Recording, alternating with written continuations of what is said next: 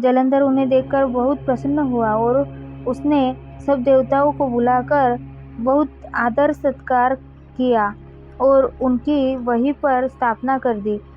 ओम नमः शिवाय। आस्था सागर YouTube channel में आपका स्वागत है। रुद्र संहिता का युद्धखंड का अध्याय 17वां। श्री विष्णु जलंधर युद्ध। सनत कुमार जी बोले, हे महर्षि, दैत्यों के तेज प्रहारों से व्याकुल देवता बचने के लिए जब इधर उधर भाग रहे थे, तब भगवान विष्णु के युद्ध स्थल में आने से देवताओं को थोड़ा साहस बंधा। उनके वाहन गरुड़ के पंखों से फड़फड़ाने से आए तूफान में दैत्य अपनी सुध-बुध खोकर इधर उधर उड़ने लगे, पर जल्दी ही उन्होंने अपने को संभाल लिया। जलंधर ने जब अपनी दैत्य सेना को इस प्रकार तितर बितर होते देखा, तो क्रोधित होकर उसने भगवान श्री हरि विष्णु पर आक्रमण कर दिया। श्री हरि विष्णु ने अपने आप को उसके प्रहार से बचा लिया।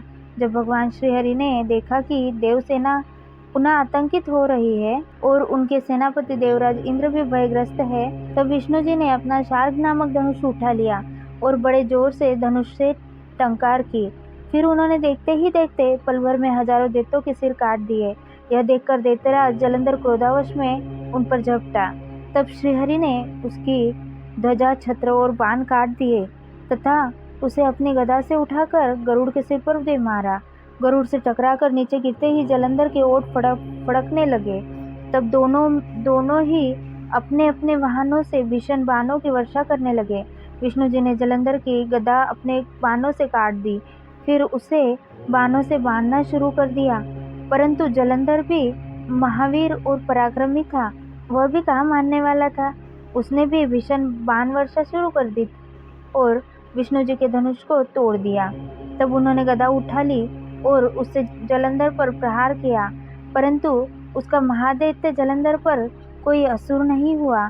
तब उसने अग्नि के समान धधकते त्रिशूल को विष्णु जी पर छोड़ दिया। उस त्रिशूल से बचने के लिए विष्णु जी ने भगवान शिव का स्मरण करते हुए नंदक त्रिशूल चलाकर जलंधर के वार को काट दिया।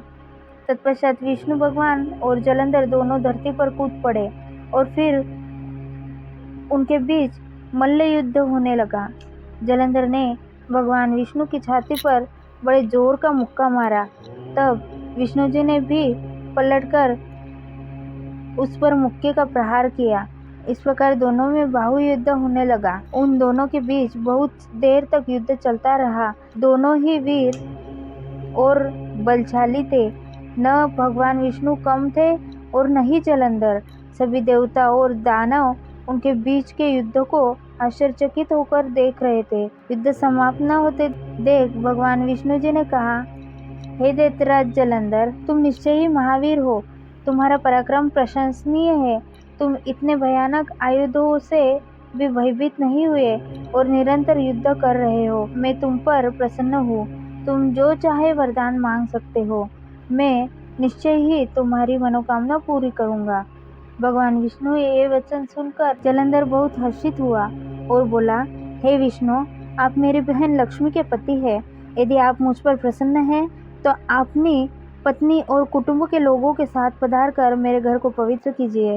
तो भगवान श्री हरि ने तथास्तु कहकर उसे उसका इच्छित वर प्रदान किया।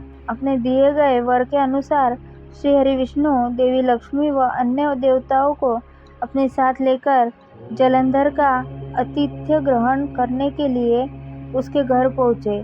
जलंधर उन्हें देखकर बहुत प्रसन्न हुआ और उसने सब देवताओं को बुलाकर बहुत आदर सत्कार किया और उनकी वहीं पर स्थापना कर दी।